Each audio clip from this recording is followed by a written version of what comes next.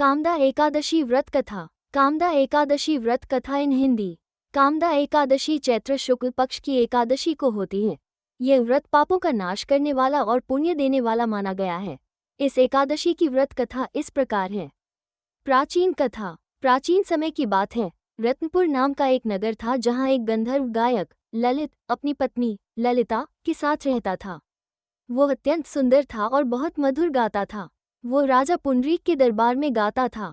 एक दिन दरबार में गायन करते समय उसका ध्यान अपनी पत्नी पर ही लगा रहा, जिससे वह राग गलत गा बैठा। राजा को यह अपमानजनक लगा और क्रोधित होकर उन्होंने उसे राक्षस योनि में जन्म लेने का श्राप दे दिया।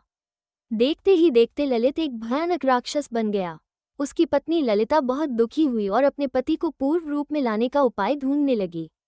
भटकते भटकते वो एक ऋषि के पास पहुंची, जिन्होंने उसे कामदा एकादशी का व्रत करने को कहा। ललिता ने श्रद्धा और नियम पूर्वक इस व्रत को किया। व्रत के पुण्य से उसके पति को श्राप से मुक्ति मिल गई और वह फिर से गंधर्व रूप में आ गया। महत्व। यह एकादशी व्रत विशेष रूप से पापों से मुक्ति, दाम्पत्य सुख और संकटों से मुक्ति दिलाने वाला माना जाता है। काम, क्रोध, लोभ आदि दोषों से ग्रसित व्यक्ति को इस व्रत से शुद्धि प्राप्त होती है। व्रत विधि संक्षेप में। एक दिन पहले दशमी को संयम से भोजन करें।